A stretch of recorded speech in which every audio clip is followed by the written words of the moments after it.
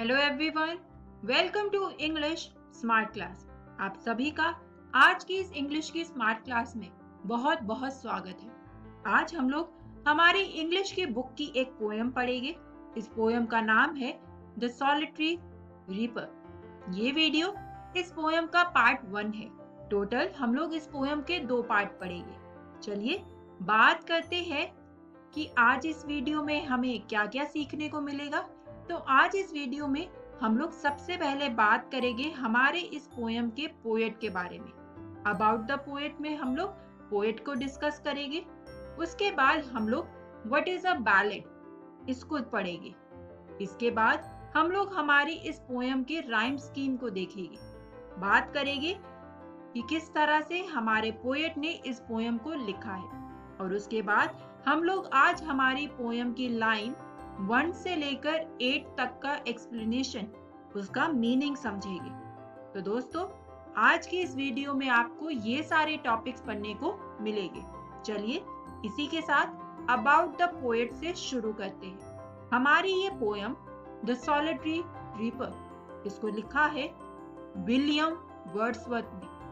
मेरे साथ बोलिए, हमारे पोएट का नाम है विलियम वर्ड्सवर्थ। चलिए इनके बारे में कुछ बातें पढ़ते हैं। सबसे पहले तो इनकी डेट ऑफ बर्थ है 7 अप्रैल 1770। वही विलियम वर्ड्सवर्थ की डेथ हो गई है 23 अप्रैल 1850 में। इसके बाद विलियम वर्ड्सवर्थ एक बहुत ही फेमस इंग्लिश रोमांटिक पोएट है। इन्होंने अपने दोस्त सैमुअल टेलर कोलरिज के साथ मिलकर इंग्लिश लिटरेचर में रोमांटिक एज की शुरुआत की थी। दोनों दोस्तों ने मिलकर एक लिरिकल बैलेड पब्लिश किया था और उसके बाद से इंग्लिश लिटरेचर में रोमांटिक एज शुरू हो गया था। जब आप आगे जाकर अगर इंग्लिश लिटरेचर में और ज्यादा पढ़ेंगे तब आपको और अच्छे से समझ आएगा कि रोमांटिक एज क्या थी और किस तरह से विलियम वर्ड्सवर्थ ने इसके लिए बहुत ज्यादा कंट्रीब्यूशन दिया है। हमारा अगला point, his love of nature inspired most of his poems. William Wordsworth को नेचर से बहुत ज्यादा प्यार था और आप विलियम वर्ड्सवर्थ की कोई भी पोएम उठाकर देख लीजिए, हर एक पोएम में आपको नेचर से रिलेटेड चीजें देखने को मिल जाएगी। One of the main theme जो विलियम वर्ड्सवर्थ की पोएम की होती है वो नेचर पे बेस्ड होती है। हमारा अगला पॉइंट, 1797 से लेकर 1808 ये विलियम वर्ड्सवर्थ के टाइम पीरियड का सबसे ग्रेटेस्ट डेकेड माना जाता है। यानी कि इस टाइम पीरियड के बीच में विलियम वर्ड्सवर्थ ने बहुत अच्छी अच्छी पोएम्स, उन्होंने बहुत ज्यादा कंट्रीब्यूशन दिया है इंग्लिश लिटरेचर के लिए इस टाइम पीरियड के बीच में। और इसी वजह से ये टाइम पीरियड विलियम वर्ड्सवर्थ की जिंदगी का गोल्डन एज भी माना जाता है। चलिए दोस्तों, अबाउट द पोएट के बाद अब बात करते हैं हमारे next topic, what is a ballad. जानते हैं कि आखिर एक बैलेड होता क्या है। सबसे पहले, a ballad is a poem that tells a story. Ballad एक तरह की कविता, एक तरह की पोएम होती है जिसमें हमें कोई कहानी, कोई स्टोरी बताई जा रही हो। The word ballad typically refers to the relatively short lyrical poems. Ballad उन कविताओं के लिए यूज किया जाता है जो शॉर्ट लिरिकल पोएम्स होती है, produced by European poets starting around the 13th century. 13th century में जो यूरोपियन पोएट्स थे उन्होंने इस तरह की कविताओं को लिखना शुरू किया था और वहीं से ये बैलेड टर्म शुरू हुआ। And finally also refer to a slow romantic और सेंटिमेंटल सॉन्ग। बैलेड हम उन गानों को भी बोलते हैं जो काफी स्लो होते हैं, जिनकी अंडरटोन रोमांटिक होती है और सेंटिमेंटल होते हैं। सेंटिमेंटल का मतलब जिनमें फीलिंग्स होती है, बहुत ज्यादा इमोशंस भरे जो गाने होते हैं उनको भी हम लोग बैलेड बोलते हैं। हमारी ये जो आज की कविता है, ये जो पोएम है द सॉलिटरी रीपर, ये भी एक बैलेड है। इसको विलियम वर्ड्सवर्थ ने 1805 में लिखा था। चलिए अब हमने ये तो जान लिया कि बैलेड क्या होते हैं और हमारी ये जो आज की पोयम है ये भी एक बैलेड है। इसके बाद चलिए अब हम लोग इस पोयम के राइम स्कीम की बात करते हैं। राइम स्कीम के लिए आज मैंने स्पेशली बुलाया है छोटा भीम को। ये हमें बताएगी कि हमारी इस पोयम का क्या राइम स्कीम है। चलिए छोटा भीम के साथ देखते हैं हमारी इस पोयम द सॉलिटरी रीपर के राइम स्कीम को। The poem made up of 4 octaves यानी कि 8 लाइन स्टैंजा। विलियम वर्ड्सवर्थ ने जो ओरिजिनल पोयम लिखी है उसमें 4 स्टैंजा है और हर स्टैंजा के अंदर 8 लाइनें हैं। आपकी बुक में जो वर्जन दिया हुआ है वो थोड़ा कट शॉर्ट है।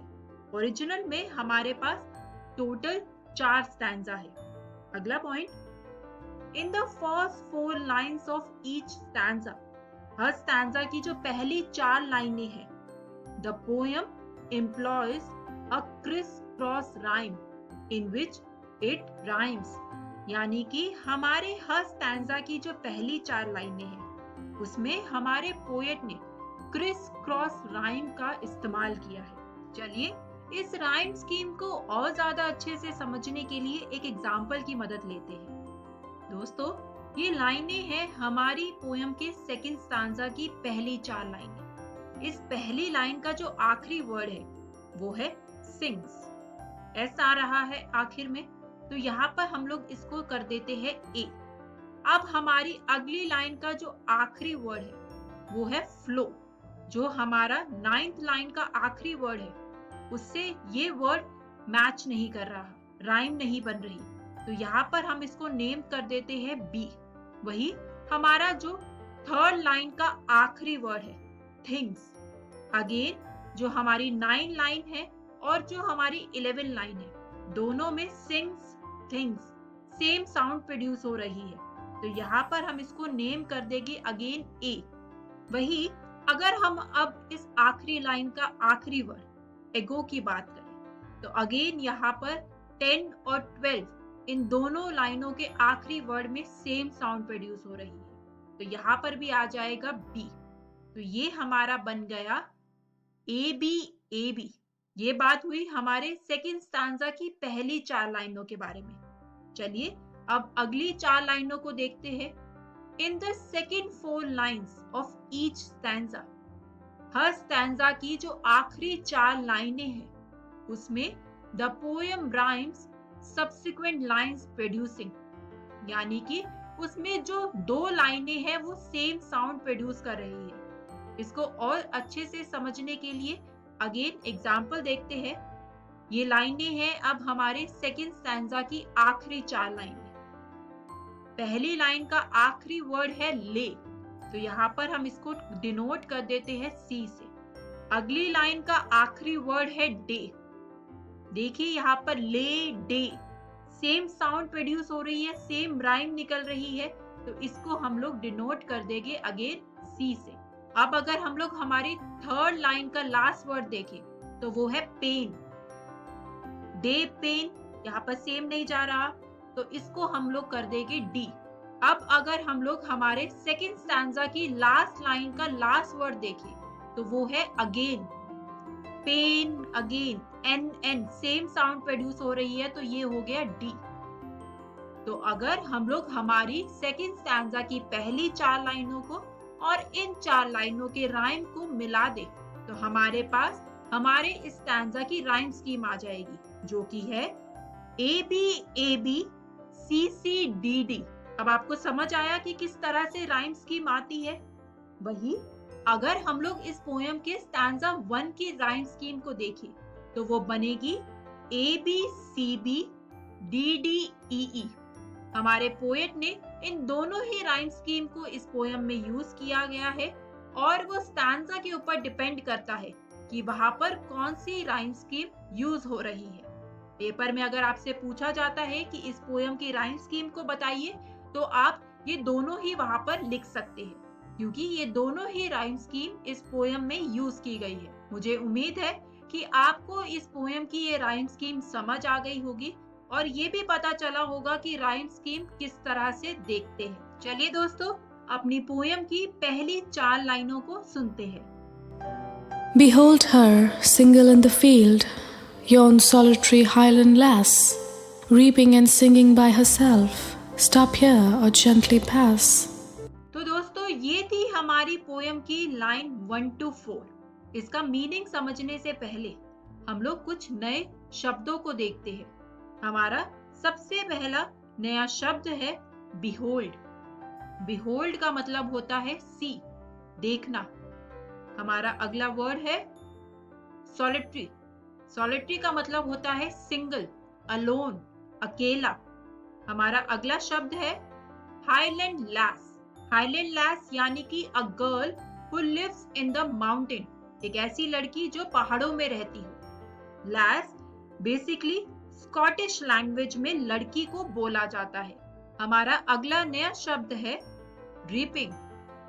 रीपिंग यानी कि cut and collect a crop, यानी कि जब आप फसल को काट के उसे बांधते हैं, उस प्रोसेस को, उस प्रक्रिया को हम लोग बोलते हैं रीपिंग। तो दोस्तों इन शब्दों को याद रखते हुए चलिए अब अपनी इन लाइनों के मीनिंग को समझते हैं कि आखिर ये लाइनें हमसे क्या कह रही है। हमारी ये जो पोयम की पहली 4 ओपनिंग लाइन है, यही ओपनिंग लाइन, ये पहली 4 लाइनें ही हमें इस पोयम की थीम बता देती है। दोस्तों हमारी इस पोयम का जो पहला ही वर्ड है behold, इस वर्ड से जो हमारा पोएट है वो अपने रीडर्स, उन लोगों को जो ये पोयम पढ़ रहे हैं, एक तरह से एक कमांड दे रहा है। behold का मतलब होता है टू सी और लुक एट समवन और समथिंग, किसी की तरफ देखना। तो इस वर्ड से ही हमारे पोएट ने अपने रीडर्स की सारी अटेंशन अपनी तरफ खींच ली है। क्या देखने को कह रहा है हमारा पोएट, वो हमें वो अगली लाइन में बताता है। वो हमें एक यंग गर्ल ऑफ स्कॉटलैंड को देखने को कहता है, जो कि अकेली है। वो क्या कर रही है? वो फसलों को काट रही है, फसलों को बांध रही है, पर उसके साथ साथ वो एक बहुत ही मीठा गाना भी गा रही है। और इसीलिए अगली ही लाइन में हमारा पोएट कहता है स्टॉप हियर और जेंटली पास, यानी कि पोएट उन लोगों को जो उस पहाड़ से जा रहे हैं बोलता है कि या तो यहाँ पर रुककर उसका गाना सुन लो, या फिर जेंटली विदाउट डिस्टर्बिंग हर सिंगिंग, उसके गाने को डिस्टर्ब किए बगैर वहां से चले जाओ। तो दोस्तों ये है हमारी इस पोयम की पहली 4 लाइनें, जिसमें हमारा पोएट हमें एक गर्ल से इंट्रोड्यूस करवाता है। एक गर्ल से हमारा पोएट मिलता है पहाड़ पर जाते हुए, हमें बताता है कि किस तरह से वो फसल काटते हुए गाना गा रही है, और पोएट नहीं चाहता कि कोई भी उसके गाने को डिस्टर्ब करे। चलिए अब अपनी पोयम की अगली 4 लाइनों को सुनते हैं। Alone she cuts and binds the grain, and sings a melancholy strain. Oh listen, for the vale profound is overflowing with the sound. तो दोस्तों ये थी हमारी पोयम की अगली 4 लाइनें, लाइन 5 to 8। सबसे पहले कुछ नए शब्दों को सीखते हैं। हमारा सबसे पहला न्यू वर्ड है ग्रेन। ग्रेन का मतलब होता है रस्सी आदि से बांधना, यानी कि जब हम फसल काटने के बाद उससे जिस चीज से बांधते हैं। हमारा अगला नया शब्द है मेलनकॉली, यानी कि एक सैड सॉन्ग, एक ऐसा सॉन्ग जो सैड हो। हमारा अगला नया शब्द है स्ट्रेन, यानी कि दबाव। हमारा अगला नया शब्द है वेल। वेल का मतलब होता है डीप वैली, वैली यानी कि घाटी। तो दोस्तों इन शब्दों को याद रखते हुए चलिए इन लाइनों का मीनिंग समझते हैं कि आखिर ये लाइनें हमसे क्या कह रही है। हमारी पहली लाइन है जो alone she cuts and binds the grain. अब हमें पोएट बताता है कि किस तरह से वो हाईलैंड गर्ल, वो लास, उन फसलों को काटती है और बांधती है। और पोएट उससे अगली लाइन में अब हमें बता रहा है कि किस तरह से फसलों को काटने और बांधने के साथ साथ वो लड़की एक सैड सॉन्ग को भी गा रही है। वो लड़की, वो lass, she is very busy in her song as well as her work, यानी कि वो दोनों कामों में ही बहुत ज्यादा व्यस्त है, बहुत ज्यादा बिजी है, फसलों को काटने में और साथ ही साथ गाना गाने में। O listen for the vale profound, इस लाइन में अब हमें पोएट बता रहा है कि किस तरह से उस लड़की का वो गाना उस पूरी घाटी में गूंज रहा है। पूरी घाटी उसका वो गाना सुन रही है। अगेन लाइन 8 में, आखिरी लाइन में, is overflowing with the sound.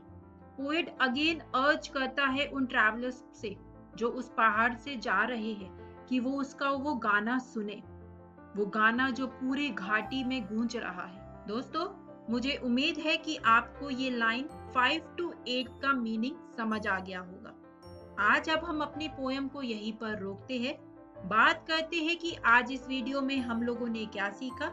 आज इस वीडियो में हम लोगों ने सबसे पहले बात करी हमारी इस पोयम के पोएट के बारे में। इस पोयम को लिखा है विलियम वर्ड्सवर्थ ने। उसके बाद हम लोगों ने बात करी कि बैलेड क्या होते हैं। हमारी ये पोयम एक बैलेड में लिखी गई है, यानी कि एक गाने की तरह लिखी गई है जिसको गाया जा सकता है। उसके बाद हम लोगों ने इस पोयम के राइम स्कीम को देखा और आज हमने इस पोयम की लाइन 1 to 8 का मीनिंग समझा।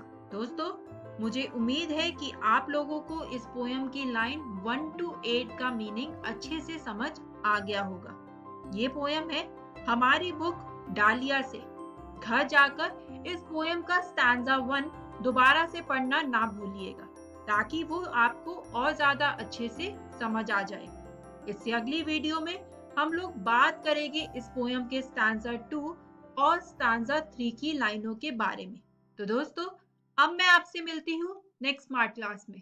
Thank you.